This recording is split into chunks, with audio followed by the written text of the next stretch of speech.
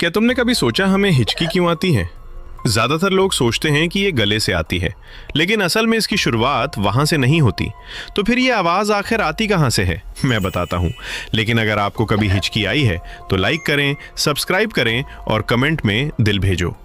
हिचकी तब शुरू होती है जब आपके फेफड़ों के नीचे मौजूद डायफ्राम अचानक अपने आप सिकुड़ जाती है।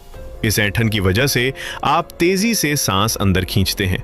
जैसे ही हवा तेजी से आपके गले से नीचे जाती है, आपकी वोकल कॉर्ड्स बिना चेतावनी के अचानक बंद हो जाती हैं।